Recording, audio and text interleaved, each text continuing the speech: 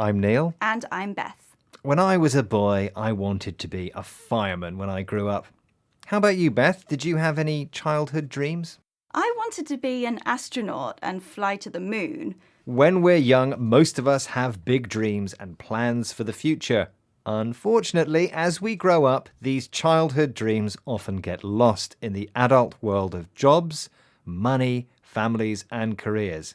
But not for everyone. Daisy from New Zealand and Herman from Argentina are two people who decided to follow their childhood dreams.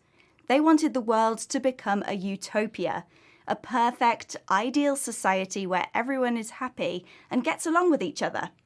In this programme, we'll be hearing how Daisy and Herman made their dreams come true, not by changing the world, but by changing themselves. And as usual, we'll be learning some new vocabulary too. But before that, I have a question for you, Beth. Following your dreams can be tough, but not following them can leave you regretting all the things you wanted to do but didn't. In 2012, Australian nurse Bronnie Ware wrote her best-selling book, The Top 5 Regrets of the Dying, after interviewing terminally ill patients about their life regrets. So, what do you think their top regret was? Was it A, I wish I hadn't worked so hard, B, I wish I had followed my dreams, or C, I wish I'd made more money? Well, I'll guess it's B. They wish they had followed their dreams. OK, Beth, I'll reveal the correct answer at the end of the programme. The first dreamer we're going to meet lives in Riverside, a peace-loving community in New Zealand where everyone shares everything. Riverside members work for the community's businesses, including a farm, a hotel, and a cafe. All the money they earn is collected and shared between everyone equally. Daisy, who was born in East Germany, joined Riverside in 2004. Here she explains her belief in sharing to BBC World Service programme The Documentary. What I think I always believed in is that the sharing of resources can provide a group of people with quite a great advantage, but it doesn't matter how many hours you work or what work you do. Everyone is getting the same amount. And that is something that many people outside of Riverside really struggle with, and where we are often getting this communism label attached to us because it seems so outlandish for people. Riverside isn't a communist community. In fact, people with many different political views live there. But Daisy says that local people struggle with the idea that everything is shared. If you struggle with an idea, you find it difficult to accept or think about it.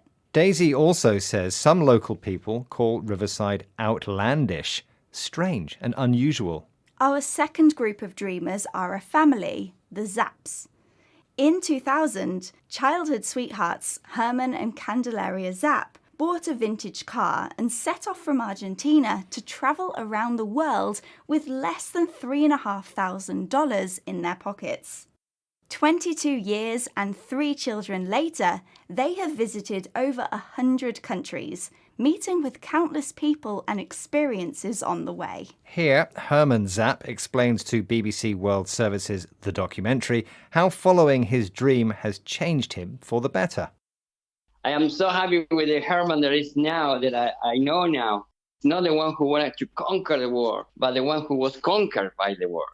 I learned so much from people. And it's amazing how the more you meet people, the more you know stories, how much more humble you become, because you notice that you are a beautiful, tiny piece of sand, but a very important piece of sand like everyone is, right? After many years travelling, meeting new people and hearing their stories, Herman is more humble, not proud or arrogant. He no longer wants to conquer the world, to control it by force.